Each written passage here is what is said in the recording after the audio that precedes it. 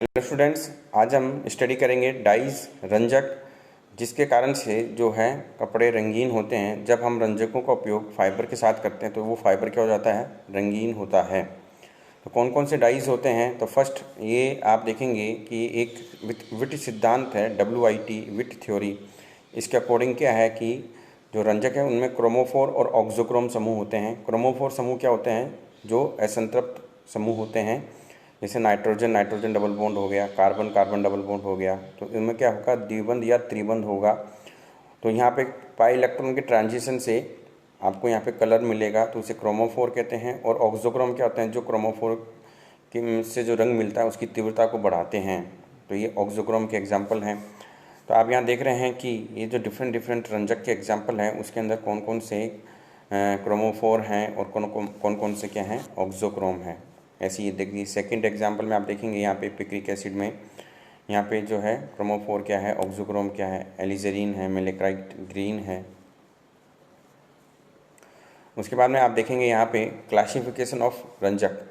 तो डाइज की जो क्लासिफिकेशन है, पहला है नाइट्रो एंड नाइट्रोसो डाइज। इसमें पिक्रिक एसिड जो है, ये पिक्रिक एसिड जो है ये इसमें कौन सा ग्रुप है, नाइट्रो, ठीक है। ऐसे ही फिर सेकंड आप देखेंगे गेम्बाइन वाई, इसके अंदर नाइट्रोसो होता है। ऐसे गेम्बाइन आर है। फिर है naphthol green V and naphthol yellow S, इनमें कौन सा है, नाइट्रो। तो ये है नाइट्रो एंड नाइट्रोसो डाइज। तो जिनमें नाइट्रो एंड नाइट्रोसो समूह होते हैं वो क्या करते हैं, वो रंजक की तरह बिहेव करते हैं। तो ये कौन कौन से एग्जाम्पल्स ये मैंने बता दी। ऐसे ही जिनके अंदर एजो आप देखेंगे, एजो ग्रुप है, एजोडाइज, तो इनमें क्या होगा, एजो बॉन्ड होगा, एंड डबल बॉन्ड एंड। आप यहाँ एग्जांपल में देख रहे हैं एनिलीन येलो, फिर है बटर येलो, ये जो है इनकी सिंथेसिस आप देख ही रहे हैं।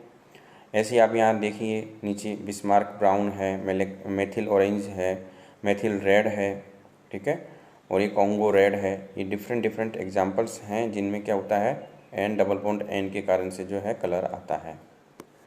फिर इसके बाद में नेक्स्ट एग्जाम्पल है ट्राई एरिल मेथेन डाइज। इसके अंदर जो है एग्जाम्पल है मेलाकाइट ग्रीन। तो मेलाकाइट ग्रीन की स्ट्रक्चर ये निम्न प्रकार की होती है। और यहाँ पे आप देख रहे हैं 3 बेंजीन रिंग देख रहे हैं, 3 फेनिल रिंग आप देख रहे हैं, इसलिए इसको क्या कहा है, ट्राई एरिल मेथेन डाइज इसको कहा गया है। ये देखिए नेक्स्ट एग्जाम्पल क्रिस्टल वॉलेट का। तो क्रिस्टल वॉलेट में भी 3 एरिल रिंग होती हैं। इसका निर्माण कैसे होता है, तो क्रिस्टल वॉलेट की ये सिंथेसिस है और ये क्रिस्टल वॉलेट की संरचना है। तो इसके अंदर भी क्या है, 3 आप एरियल रिंग देख रहे हैं, ठीक है। फिर जो है नेक्स्ट है रोजेलेनिन जो है रंजक, उसकी सिंथेसिस आप ये देख रहे हैं।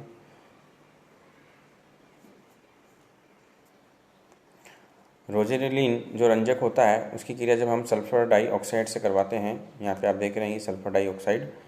तो जब हम इसकी क्रिया सल्फर डाइऑक्साइड से कराते हैं तो ये रंगहीन सिर्फ अभिकर्मक का निर्माण करता है। और जब इस सिर्फ अभिकर्मक में हम फॉर्मल्डिहाइड एसिटाल्डिहाइड डालेंगे तो यहाँ पे क्या मिलेगा, रंगीन उत्पाद हमें प्राप्त होता है, ठीक है। ऐसी जो है एंथ्राक्विनोन डाइज, जिनमें एंथ्राक्विनोन जो है क्विनोनॉइड फॉर्म होती है, उसका एग्जाम्पल है एलिजरीन। फिर है थेलिन रंजक, तो जिनमें थेलिन स्ट्रक्चर होता है। तो यहाँ पे ये थेलिक एनाइड्राइड है, इसी क्रिया जब हम फिनोल से कराते हैं तो हमें फिनोप्थिलीन रंजक मिलता है। तो इसमें क्या है, ये थेलिन संरचना पाई जाती है, थेलिक संरचना जो है आपको यहाँ दिख रही है, इसलिए इनको थेलिल रंजक कहा गया है। ऐसे ही इसमें अदर एग्जाम्पल है फ्लोरेसिन का, ये फ्लोरेसिन है, ठीक है। और इसकी जो संरचना है, सिंथेसिस है, वो निम्न प्रकार से है फ्लोरेसिन की। ऐसे ही नेक्स्ट है रोडामिन भी, इसकी सिंथेसिस निम्न प्रकार से है।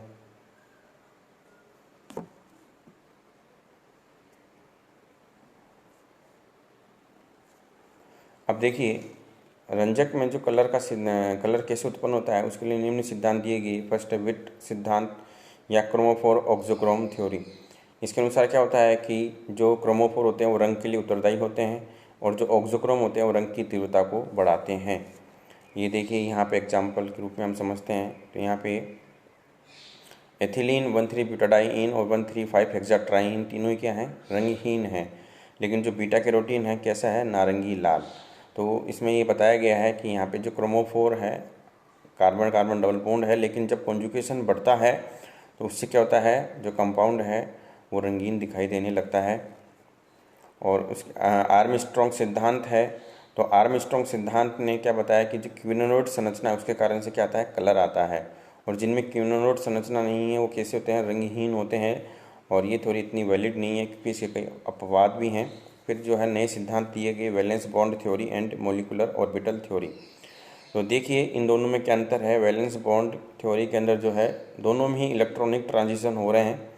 जो इलेक्ट्रॉन है निम्न ऊर्जा स्तर से उच्च ऊर्जा स्तर में जाता है और जो है लाइट को उत्सर्जित करता है। और अगर वो लैम्डा विजिबल रीजन में आती है, इलेक्ट्रोमैग्नेटिक रेडिएशन के दृश्य प्रकाश क्षेत्र में आती है, तो हमें क्या मिलेगा, उसका पूरक रंग प्राप्त होता है। ठीक है। तो वैलेंस बॉन्ड थ्योरी जो है उसके अंदर जो है इलेक्ट्रॉन युग्म का जो है कंपन बताया गया है, जबकि मोलिकुलर ऑर्बिटल थ्योरी में सिर्फ इलेक्ट्रॉन को आधार लिया गया है। तो यहाँ पे आप देख रहे हैं कि वैलेंस बॉन्ड थ्योरी के अनुसार क्या है कि जितना अनुनाद बढ़ता है तो उसमें जो है इलेक्ट्रॉनिक ट्रांजिशन जो है वो उसमें जो एनर्जी लेवल्स है उनमें जो एनर्जी गैप क्या हो जाएगा, कम हो जाएगा। और एनर्जी गैप कम होने से लैम्डा का मान बढ़ जाता है। और जब लैम्डा का मान बढ़ता है तो रीजन वो यूवी से किस में शिफ्ट हो जाता है, विजिबल रीजन में वो लैम्डा शिफ्ट हो जाती है और हमें जो कंपाउंड है वो रंगीन दिखाई देता है। ये आप एग्जांपल देख रहे हैं एथिलीन जो है उसकी। और जब अनुनाद बढ़ता है तो 1,2-डाइफेनिल एथिलीन के अंदर जो है लैम्डा 3190 एंगस्ट्रॉम पे आ गई और ये विजिबल रीजन में हमें मिलता है और कलरफुल होता है। ऐसे आप एग्जांपल्स देखिए। बेंजीन और नेफ्थलीन कैसे हैं, दोनों ही रंगहीन हैं। एंथ्रासीन में अनुनाद बढ़ने से ही कैसा हो गया, हल्का पीला कलर का आ गया। नेफ्थेसिन जो है वो नारंगी कलर का होता है। पेंटासिन जो है नीले कलर का होता है। ठीक है। मोलिकुलर ऑर्बिटल थ्योरी, इसके अंदर क्या होता है, जो अब है आणविक कक्षक की बात की जाएगी परमाणु कक्षक की अपेक्षा। और यहाँ पे कौन कौन से आणविक कक्षक होते हैं, तो यहाँ पे सिग्मा, पाई और नॉन बॉन्डिंग आणविक कक्षक होते हैं। और इनके एंटी बॉन्डिंग्स भी मिलेंगे आपको, सिग्मा और पाई एंटी बॉन्डिंग्स मोलिकुलर ऑर्बिटल्स मिलेंगे, sigma pi bonding molecular orbitals मिलते हैं। तो यहाँ पे जो इलेक्ट्रॉन है वो उत्तेजित होकर एक बॉन्डिंग और मोलिकुलर ऑर्बिटल से non anti bonding molecular orbital में जाता है। तो उसमें जब वो वापस से अपने निम्न ऊर्जा स्तर में लौटता है तो जो है रेडिएशन उत्सर्जित करेगा और उसका जो पूरक रंग है वो हमें क्या रंग के रूप में दिखाई देता है। ये कौन कौन से इलेक्ट्रॉनिक ट्रांजिशन हैं ये आपको बताए गए हैं। ठीक है। और यहाँ पे आप एग्जांपल से देख सकते हैं, जो एथीन है उसके अंदर जो लैम्डा मैक्स है वो कितना है, 175 नैनोमीटर। ये यूवी रीजन में आ रहा है। ऐसी बीटाडाईन है उसके लिए लैम्डा मैक्स का मान कितना है, 216 नैनोमीटर। ये भी क्या है, यूवी रीजन में आ रहा है। तो दोनों ही क्या है, कलरलेस हैं। लेकिन अगर यहाँ पे आप देख रहे हैं, यहाँ पर अगर n का मान 6 रखेंगे थर्ड एग्जाम्पल में, तो इसका कलर कैसा हो गया, पीला। क्योंकि अनुनाद होने से क्या हो गया, जो एनर्जी लेवल्स हैं उनके बीच में क्या हो गया, गैप कम हो जाता है। गैप कम होने से जो है लैम्डा का मान बढ़ गया। और जो है लैम्डा का मान जो विजिबल रीजन है उसकी लैम्डा ज़्यादा होती है, किससे, यूवी रीजन से। इसलिए जो है आपको यहाँ पे वो है वस्तु रंगीन दिखाई देना प्रारंभ हो जाती है। Thank you.